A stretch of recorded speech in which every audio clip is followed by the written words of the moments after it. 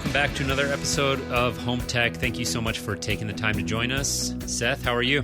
Good, man. What's going on? You know, just plugging away here. Got a lot going on with work and the baby, and everything is good, though. I'm excited to sit down and chat with you. We've got a couple of news stories we want to hit on, and also I just kind of wanted to share some stories with you and with our audience today here about kind of a really cool project that I'm working on, and posted a picture of this theater on our Twitter feed today at HomeTech Podcast. And, you know, I can't speak to specifics about who the theater is for or where it's located for obvious reasons like privacy concerns.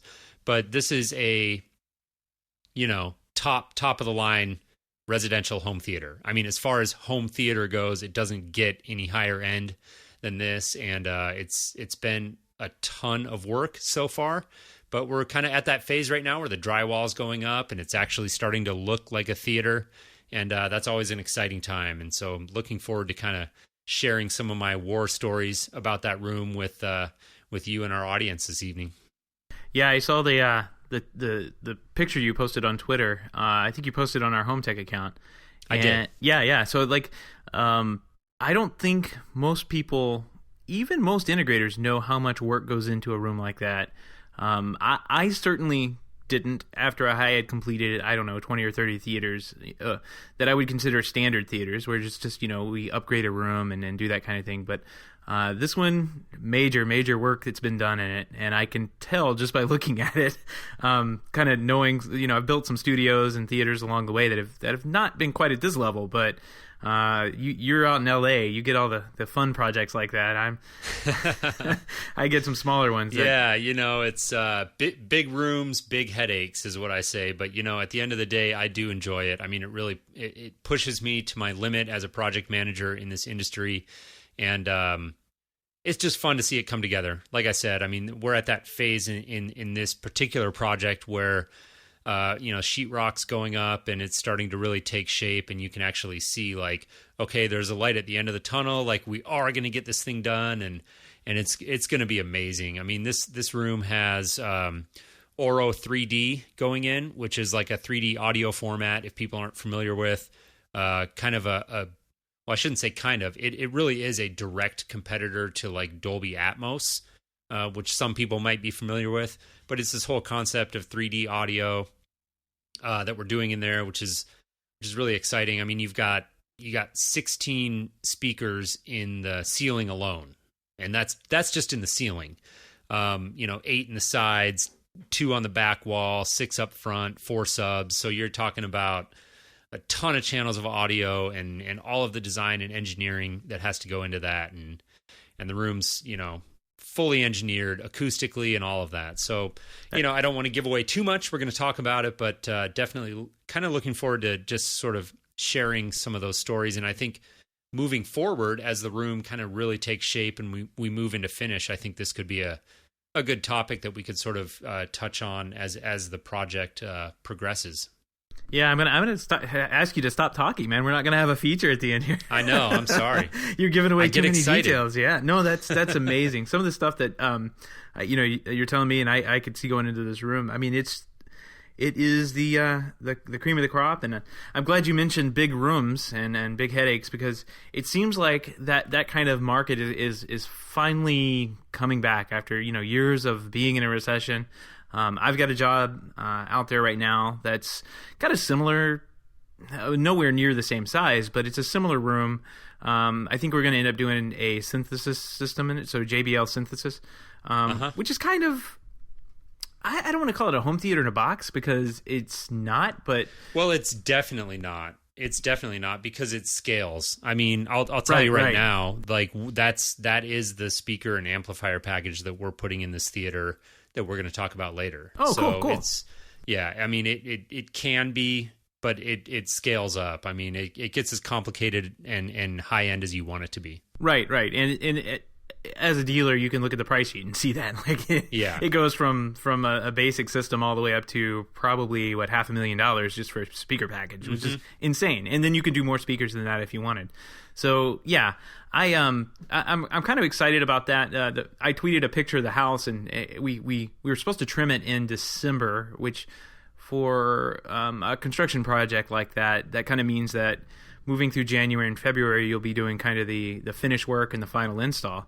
But they had some mold issues, and I tweeted out a picture today. And I saw this. It's nasty. It's nasty. They had to rip out every single piece of drywall in this house, and this is after finished floors were already in place. It's the cleanest house I've ever been into, but I think I mentioned, I said this to one of the guys on site, this is the cleanest mess I've ever seen, because while there's not a scrap of mold, I mean, it's all, every 2x4 in that house has been bleached. They're going to have, I mean, every single piece of drywall and furring strip that were on the outside walls have to go back in. Like, this is still a construction project on top of finished floors. So it's going to be a big mess for this contractor moving forward, but they've got it cleaned out. The client's going to be happy, and the house is going to be very nice when they finish. Yeah, I think that a lot of people like sometimes when I speak with family and friends and I tell them what I do, they may have like a certain picture of it, but until you're really in the industry and you've been there and done that, I don't think you realize how much of what we do is related to like general construction and architecture, right? Like it's so, you end up learning so much about that. And so many of us come into this industry as guys that have a background in like maybe recording technology or just general interest in like electronics. And then you get into the business and you really realize that like there is this whole other world and skill set that you have to know and understand to really be successful in this industry. Yeah, and I find myself really gravitating to some of those things, like architectural details that certain builders or contractors do, or architects put in, that you start picking up and noticing some really fancy things that get done in some of these homes. And I without being in this industry and without knowing that, it's just one facet of what we do, right? Like, you just see that, and it's common now, I guess. I don't want to say I'm jaded, but it's hard to walk into a house with $300,000 worth of AV gear and go, yeah, this is impressive anymore. Yeah. It's kind of sad. It's true. But no, I mean, you learn to speak the language, right? And that's really the big thing. Like the industry partners and everybody we have to deal with, you sort of learn the problems and things that they have to deal with. And you want to learn how to speak that language. And I think that whole process is interesting, and we'll definitely talk about that here in our sort of conversation about this theater. But there was a couple of news stories that we wanted to touch on first. Yeah, and this kind of ties in with the market coming back. Back in the 06s, 05s, you'd always have, I don't know, once or twice a year, a story about an integrator in the U.S. just building this massive showroom. Like, and this one's no exception. These guys in Dallas, Hometronics in Dallas, are building a 2-story, 12,000 square foot showroom. And wow, it is going to be, they're actually doing the RO 3D system that you were talking about. Mm-hmm. So yeah, I mean, this is kind of encouraging, right? Because that means that these projects are coming back. The market is coming back. We're finally seeing, stuff that was just kind of sitting off on the sideline being done. And good for these guys. I mean, that's a lot of room. Yeah, it's a big investment and, kind of a gamble, but hopefully for their sake, like a calculated risk. And, they're down in Texas, and I will say, just from indirect experience, I guess you could say, because I work for VIA and we are a multi-state entity, we do have operations in Texas.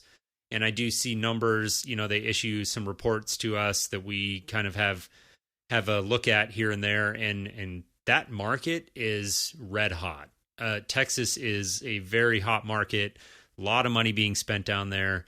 And, these guys are clearly kind of riding that wave. And I mean, I think it's cool. Like, I don't know personally if I was going to open up my own shop as an integrator, if I would be willing to invest a lot of money in a showroom, I think that reasonable minds can disagree about the value and the merit of having that sort of space, but clearly they think that there's value there, and they're going all in. Yeah, exactly. And if you look at their website, they've got some really nice projects that they've completed.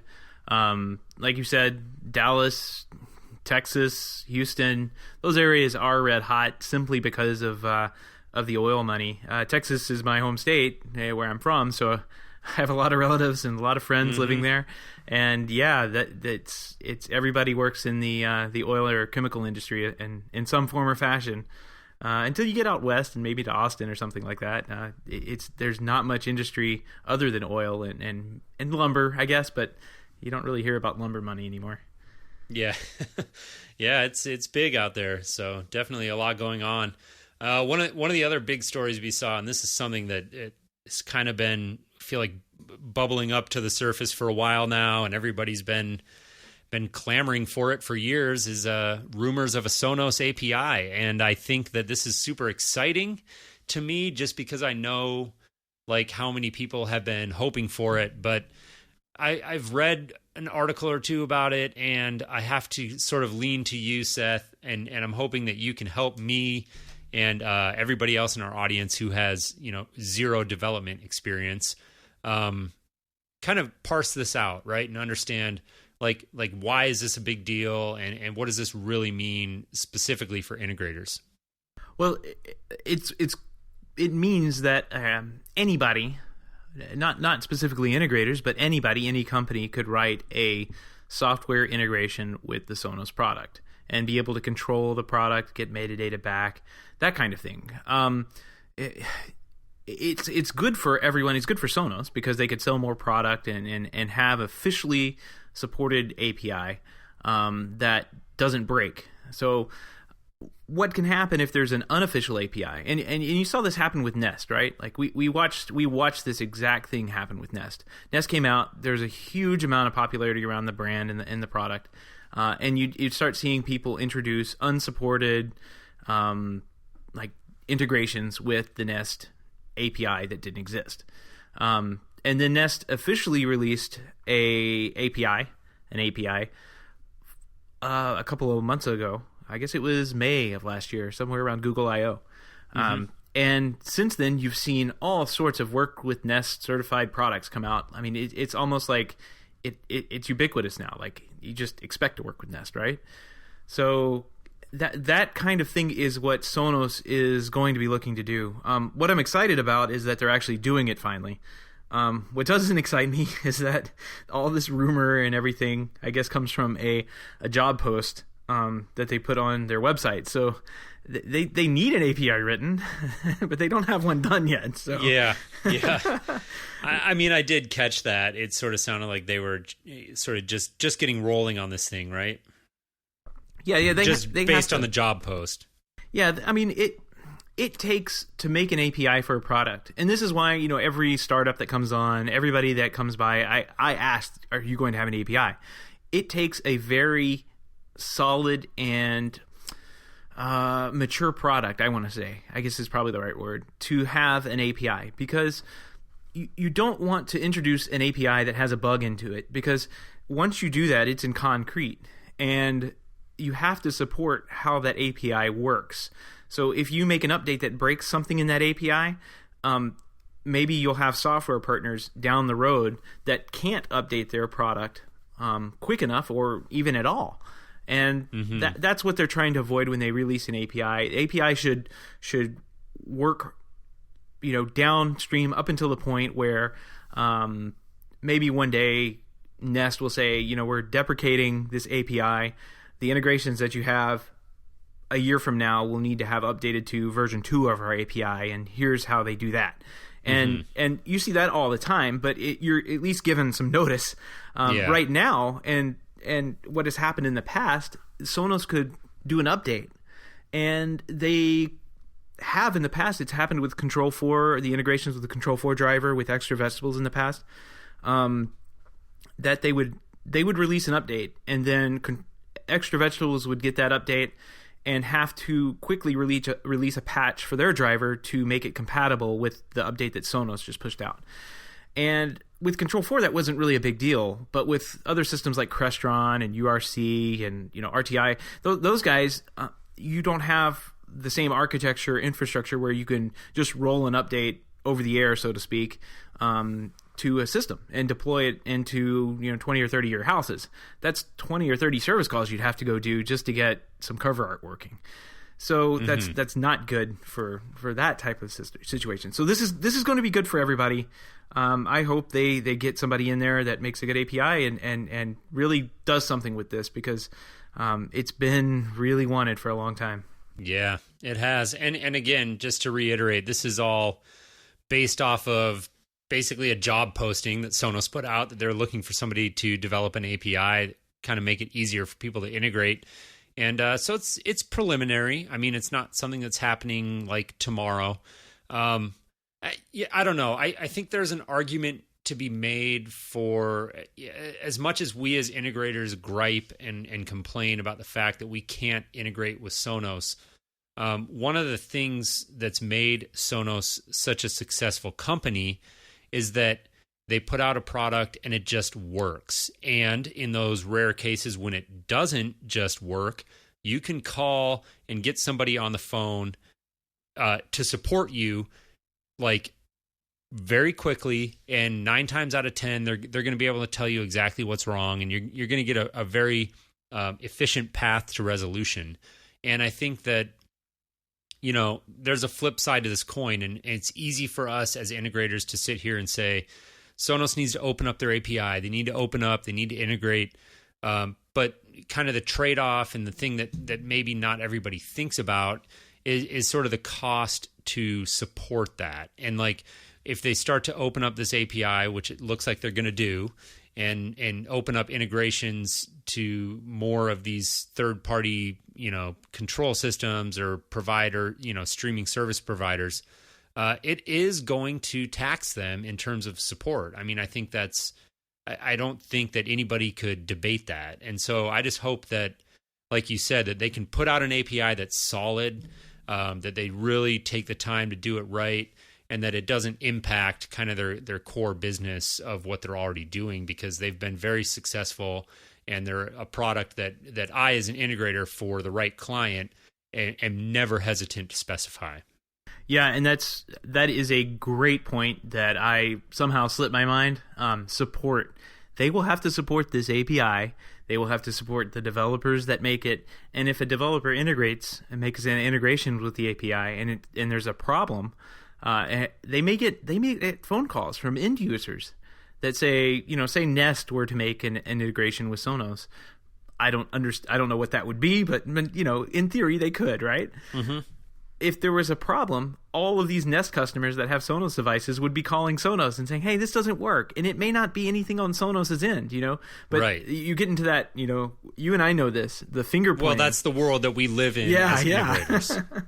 So we're very, very familiar with that whole concept of, like, you call manufacturer A and you're trying to get their product to work with manufacturer B, and the finger pointing ensues. And it's not necessarily anybody's fault. It's just the nature of systems integration. And so if Sonos is going to, make that decision to dabble in this business of being more of an open platform and integrating with other parties, then I just hope that they're ready to support it. That's all.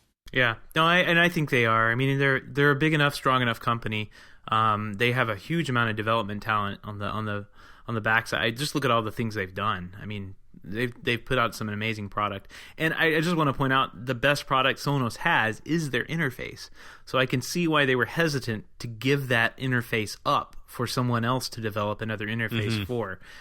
That is what makes people want to use Sonos, is that direct interface and easy to use interface, although the new app update's not all that great, but that's what's made that product popular, is how easy it is to use.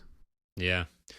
Well, speaking of sort of complicated support and issues of that nature, we saw fairly big news in our industry this week from Universal Remote, where they're kind of, I would say, consolidating platforms here. And this was big news, particularly for Universal Remote dealers who have been sort of dealing with this confusion for a while, where Universal Remote has essentially, up until this week, they've had kind of like 3 different platforms. They had the Complete Control, which was sort of their very, kind of down market solution.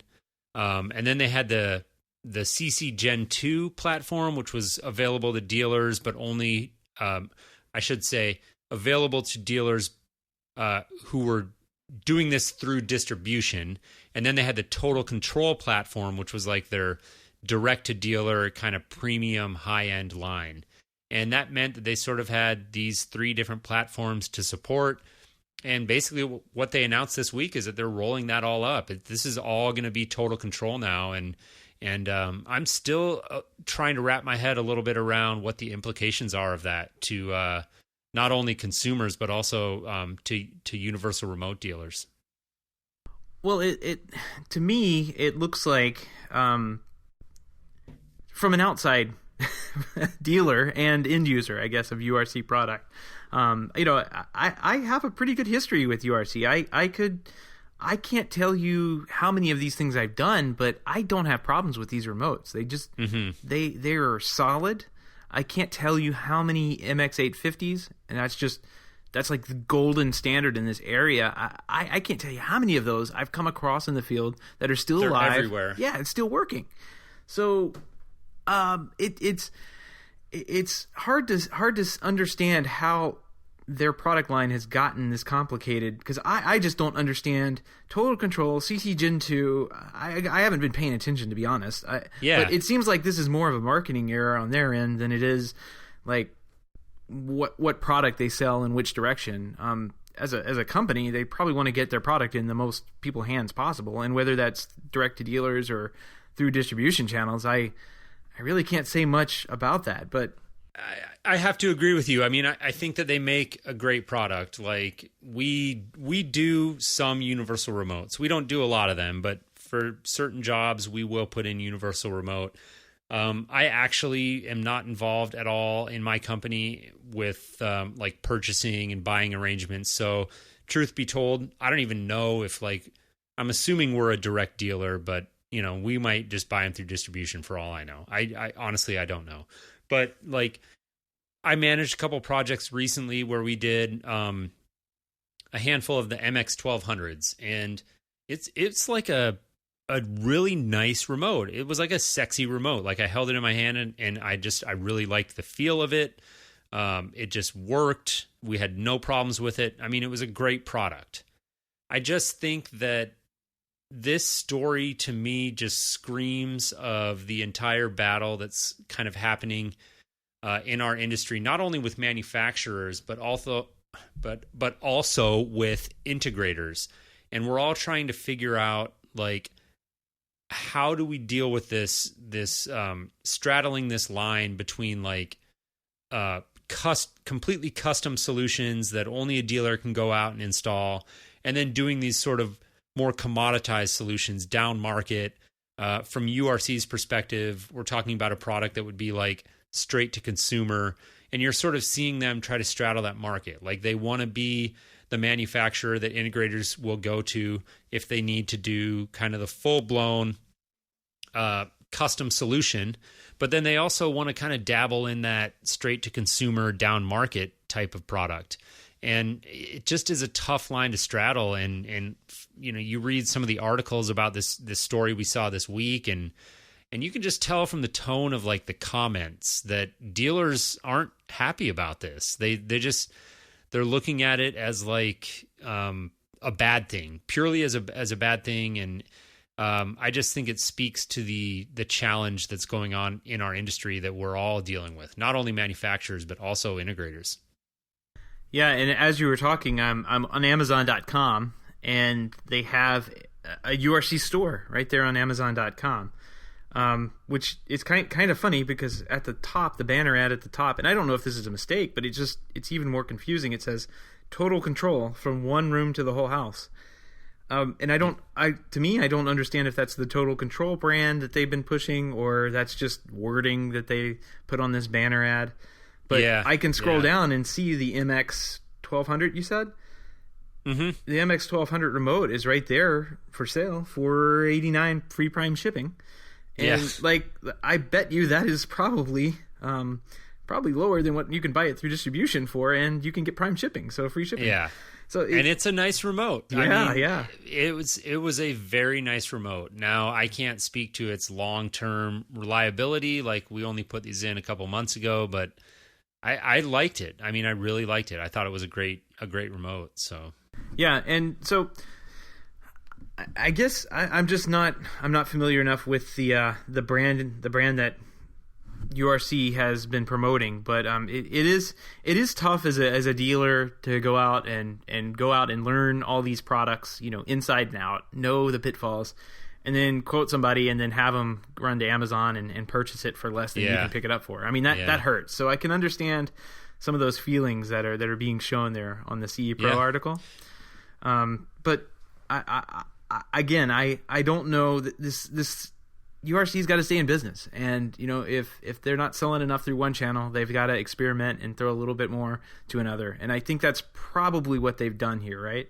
Yeah, no, I agree completely, and it also simplifies things for them. I mean, in these stories I was reading, it was basically like the implication, at least, was that the module or driver development for these different platforms was different for each of them. So not only were they having to support dealers who were calling in programming in 3 different environments, but they were also having to develop drivers and modules to be compatible with these different environments. And so the cost of support and kind of the overhead associated with having to deal with all of that, it's a headache, and it definitely kind of, I think, was probably sandbagging them. And then, you add to that the confusion of, like, you got to think about the fact that you and I are sitting here as 2 guys who watch this industry as close as anybody, and we're looking at the story going, like, what does this mean? Like, I'm scratching my head. I can't even figure it out. And so, I think that speaks to the confusion that they've managed to create with having these multiple different lines. And I think they've seen the light, and they're going to try to simplify things, and only time will tell how that really shakes out.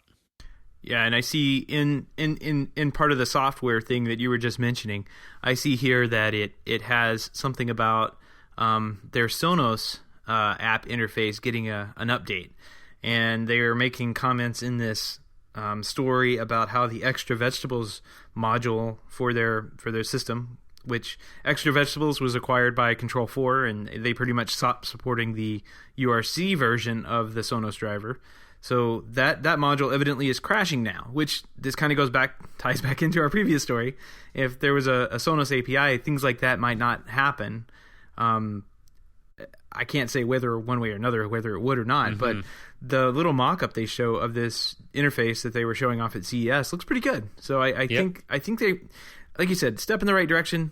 Please make things less confusing for both dealers and consumers, and I think it's a win-win for them. So with that said, let's talk about crazy theaters, man. Yeah, let's do it. I mean, I could talk all night, so I don't know if you have, like, specific questions you want to shoot at me, or if you just kind of want me to go into the background of this room. Like I said, I think it could just be an interesting topic that we can sort of talk about over future episodes as the project sort of progresses. All right. Well, I think probably my first questions that popped to mind, and I opened up this picture that you tweeted out, and I'm going to put this in our show notes, which are going to be at HomeTech.fm/shows/48, and that there'll be a picture or a link to a picture of this theater that you tweeted out. All right, so a guy walks into the showroom, says, "I want to buy a theater," and you guys say, "I have the perfect solution for you." And it looks like you guys didn't do any design on this. This was just, kind of straight out of the bag. You guys had one of these laying around in the back. Yeah. This looks like, from what I can see and what I can tell, this looks like it was really designed months, if not years ago. Yeah, it's been going on for a long time, and actually, one of the challenges of this project for me in particular, which won't be relevant really to the broader story. But one of the challenges for me in particular is that there was a different project manager on this job initially when it was very early on in the project, and he actually left the company on his own terms to go pursue another opportunity. So I sort of jumped into this project midstream. But yeah, I mean, basically the way these projects work kind of ties back to a point I was talking about earlier in this show, where we're really operating in the world of professional architecture, very high-end architects, high-end home builders, and everything is done by multiple trades. I mean, there's got to be a dozen different trades involved in building this room. And essentially what we get is a concept. We get an idea from the client and usually from the architect, where they say, this is kind of what we have in mind, right? This is what we want to do with this room. And then we, depending on the nature of this particular project, it can go a couple of different ways, but essentially what we always recommend is that we get specialty designers on board. And we have a company that we use, and I'll give them a free plug, and I'm happy to do it because I think they do an outstanding job, is Paradise Theaters. And they're based down in San Diego, and Ryan Brown is kind of my main guy there, and he's incredible. And these guys, all they do is just design theaters. And so you get them contracted on the job, and they basically provide you with a full plan set, CAD sheets showing like everything you could possibly need to know about how to build this room. All of the dimensions, riser elevations, acoustical treatments, sight line, and they analyze the sight lines. Like, I could go on and on. Yeah, but I don't think people realize like that you may have a plan set for your house that has 24 sheets of pages on it, electrical plans, architectural. Mm-hmm. Maybe if you're doing a custom home, they'll have some not dimensions that I'm thinking of. I'm thinking of elevations. Yeah, elevation drawings. Maybe you'll have elevations that show crown placement and that kind of thing. I have done studios and theaters where there's probably 60 to 100 pages just for this one room. Yeah, it can get crazy. I mean, I think on this particular room we've got 25 to 30 sheets just for the theater, which is a lot. I mean, it really is very comprehensive. There's just so many things that have to be considered, and it's that balance. It's not just about coming in and saying, we want to build you the most optimized theater that's going to give you 100% the best sound and viewing experience. Now, that might sound crazy to people. Like, you might think, well, of course that's what they want to do. And it is ultimately what we want to do. But in the real world, there are architectural considerations. There are structural limitations in the room very often that might prevent us from doing that. There are aesthetic considerations, and there's a ton of push and pull that goes on in terms of the design, and even from just a conceptual level, let alone when you really get down to the nuts and bolts of it. It's really a complicated and very involved process for a lot of different parties. And all within budget, right? Because I mean, there's a lot of people who believe or who may come into my showroom and say, "Oh, there's no budget on this project." There's always a budget on every single project, and this type of design and doing this kind of work up front, you really know what your budgets are. You really know. I would say within 95%, at least the ones I've done, like exactly what the budget's going to be on a project like this. There's always a budget. Yeah, you may have a little stuff always comes up. That's what I'm saying. Like there's always an issue that has to be resolved, and you may have a little extra expense on that. But I'd say for any theater project, you should have at least some type of design. I mean, maybe not as crazy as this or as crazy as some of the ones that I've done, but you should at least have something done so that there are no surprises at the end. Mm-hmm. Yeah, I mean, establishing that budget is key, and obviously we as the integrators are beholden to that. I mean, we issued a contract, and we have a signed contract that's for a certain dollar amount, and things change, and it's always up to us to manage expectations. And there are obviously, with a project of this size, there are numerous change orders involved, and that all has to be handled, and that's all pretty much like part of my job, right, is to kind of manage that budget and make sure that production is happening and that everybody's getting what they need. But I think that really the interesting thing for our audience is just the room from a high level, and what we're trying to do in this room it's amazing. So you've got, Paradise Theaters, they come in and they do, this fully comprehensive set of plans. And then we've got another contractor on this job, subcontractor, who, again, I won't hesitate to give a plug to, Fantastic Theaters, and Gideon's, he's the owner, he's my guy over there, and he is like, when you're doing rooms at this level, he is like, you can't put a price tag on this guy. Right. He is a fully licensed general contractor, but literally all he does is builds theaters. That's all he does. And so I've worked on some projects where Paradise Theaters were involved and they issued plan sets, but then, for a variety of reasons, we couldn't get Fantastic Theaters in there to come in and actually build it, right?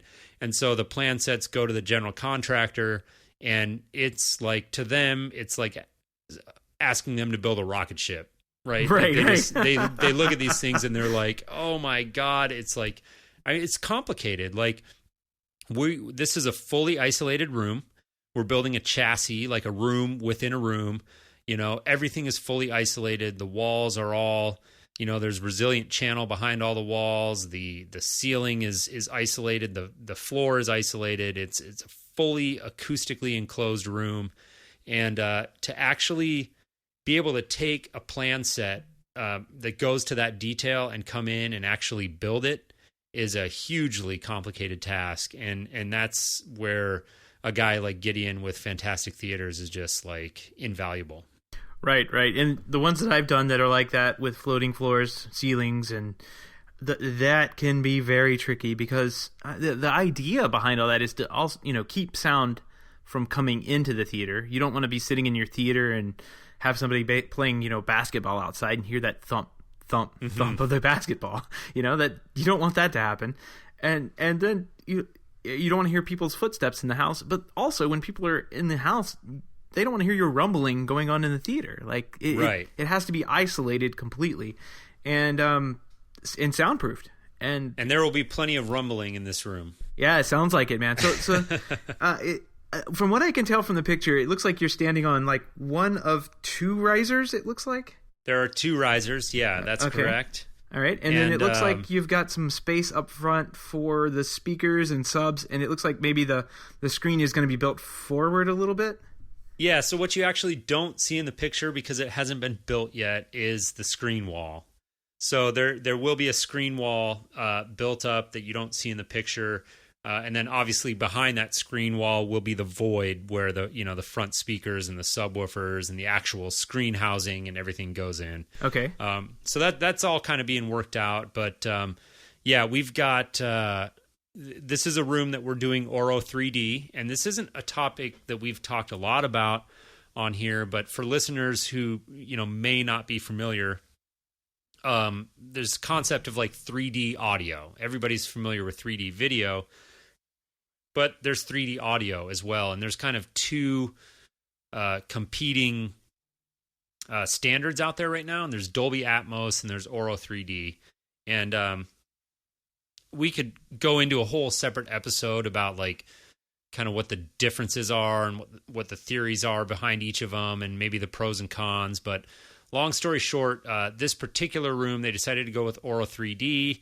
That decision was made a little bit later in the process, and not that it would have even mattered had it been made earlier. Because of the spatial constraints, we're doing Oro 3D, but it's a little bit different than what you would do in like an optimal situation. So usually with Oro 3D, you've got your side channels, like your speakers in the walls at kind of your typical ear level or whatever it is. They do the calculations. Then you would have your height channels, which would also be in the wall.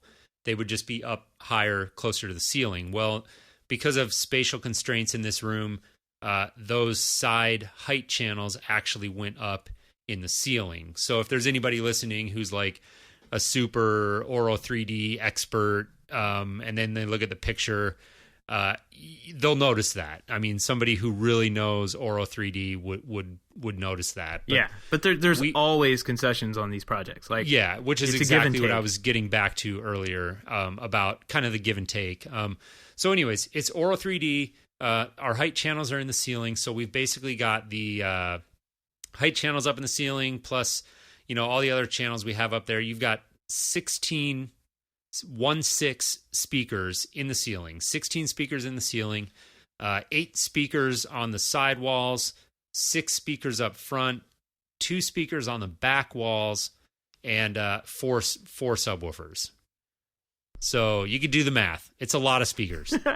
Hey, definitely got to be moving some air inside this little tiny room here. Yeah. And this is something that Fantastic Theaters again comes in, and Paradise Theaters has gone through and engineered placement of these speakers and made them as optimal as they possibly can. And then Fantastic Theaters comes in and builds like the acoustical back boxes for them, so that we have everything, optimal in terms of isolation and trying to keep, sound from leaking out of the room. And it's a whole science. And without these guys all, playing their part, it just wouldn't be possible.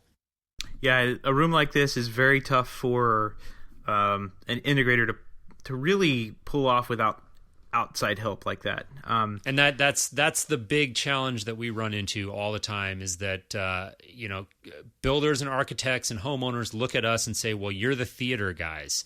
And we are, but we are the electronics guys. We're the guys who know all about like projectors and how to wire up a rack and like the different sound formats and how to make sure everything's going to work and calibrate your picture.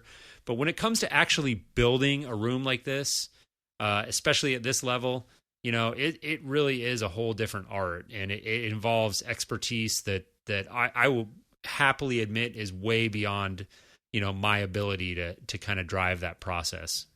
Very cool. Yeah, well, it definitely looks like it's going well, and someone is driving it well. So it sounds like you've got a good team assembled there. So yeah, I'm definitely looking to see what happens with this, because this looks like it's going to be an amazing room when it's finished out. Yeah, it's going to be incredible, and I definitely look forward to kind of sharing some of the stories as we move forward. And the project is kind of in engineering, is what we say internally here, and so that basically means I've got our guys, kind of mapping it all out, and there's a whole separate topic that we could spend we're kind of running out of time here, but we could spend another whole episode talking about where we're doing D-Cinema in this room. And D-Cinema, just if people don't know, it's basically the same exact hardware where if you go out to a theater on a Friday night, like Seth, you and your wife are like, we want to go see a movie tonight, and you go out to your local cinema and you watch, the new release of American Sniper or whatever it is. That same server and hardware and everything that they're using to show that movie, we are doing that in residential at the very high end of the market. And so we're literally putting in that same hardware. Now that involves having a homeowner or a client who's connected enough to literally be able to like call these studios and get these hard drives so that they can, pop that movie in and play it at their house. And so that gets into a whole nother thing. But this is all, D-Cinema. He's also got 35 millimeter projectors that he's going to be setting up that are like the old school style, that we've got a whole nother consultant on the job who just, all he does is 35 millimeter stuff. So, I mean, it's just super interesting. There's just so many moving parts, so much going on. And it's really a very challenging project that's certainly pushing me to my limits as an integrator. I can only imagine, man. This is one of those things that I would probably just sit in that room for a year until the project was done, and then come out, with maybe a few less hairs and some more gray hair, So yeah, I would do the same thing if I didn't have like 6 other projects concurrently that I having to manage. Yeah, no doubt, man. So this is going to be fun. We'll have to check back in on this as things progress and move forward. Absolutely. Yeah, the audio sounds amazing, but the video sounds even more amazing. So I can't wait to see kind of what you come out with and you're able to show with that. So yeah, and there's going to be limited things that I can sort of talk about and show in terms of pictures and stuff like that, but certainly happy to talk about it from a kind of an integrator standpoint and just sort of discuss what's happening at the high end of the market. I think it's interesting for people to know, and I think even if you're not operating on projects that are at this scale, there are things that you can take away about sort of working with multiple trades and kind of managing that whole process. I think it's really one of the things that I get into. I'm sort of a business guy. I really enjoy that aspect of what I do, and kind of directing traffic and making sure that things are happening, and I'm into that. And so this project has been a real challenge, but a fun experience for me. Cool. Yeah, and it's important to keep in mind too that like not only do some of those ideas from the different trades come down, but you could also take ideas from the technology, and you see that those ideas filter down into down market solutions, obviously, or lower cost home theater systems. And yeah, it's important to do some of these things. You don't have to do them all unless you have the money, obviously. That it's you could do that, and it's important to you, obviously, for your client here. But it's important to keep in mind that there are things that can be done on any home theater room that would make it better, perform better, because the room is the most important part of the home theater. Not the electronics, not the speakers, not the amps, not the source material. It's the room. The room really is what makes things shine and perform. That's very true. And I think to that end, like learning about just kind of like 3D audio and speaker placement is one of the big takeaways. I mean, a lot of people, I'm sure most of the people listening have at least heard of 3D audio, but it's still a pretty nascent market, and the whole concept of 3D audio, I think, is legitimate. And you're seeing a lot of manufacturers put out AV receivers that have that compatibility, or that capability, I should say. And so learning how to integrate 3D audio into a room and make it kind of seamless with the living space, and how to place speakers and all of that, I think is going to become increasingly important. And hopefully that's kind of one of the things that people can take away from this. Very cool. Well, we'll keep an eye on it, and I'm sure you'll keep us updated. And absolutely. Well, Jason, where can people reach out and contact you directly if they wanted to know a little bit more? Yeah, definitely. I mean, I would love to hear from anybody. Like, my email is jason@HomeTech.fm. That would probably be the easiest way. My personal Twitter handle is just @JasonGriffing, and there's a G at the end, so it's GRIFFING. Definitely feel free to reach out. I mean, if people are interested in this topic and have questions about kind of building theaters at the very high end, like I'm always happy to discuss that stuff. It's one of the reasons I got into this business in the first place, and so always happy to discuss that, and would encourage people to reach out. Very cool, very cool. And they, of course, can find all the links to everything we've mentioned tonight at our website at HomeTech.fm. This will be on the front page, but if you're listening kind of in the past with iTunes, maybe you want to head on over to HomeTech.fm/shows/48. All the show notes and all the links will be on there. And then feel free to reach out to us. There's a feedback form on our website. We also appreciate any reviews that you can give us on iTunes, specifically. That really helps people find the show and get us more listeners, and really keeps us going. Yeah, definitely. Definitely encourage people to do that. And, we really enjoy doing the show, and we truly do appreciate you taking the time to tune in and listen to HomeTech.fm. And we look forward to sharing another episode with you next week. So take care.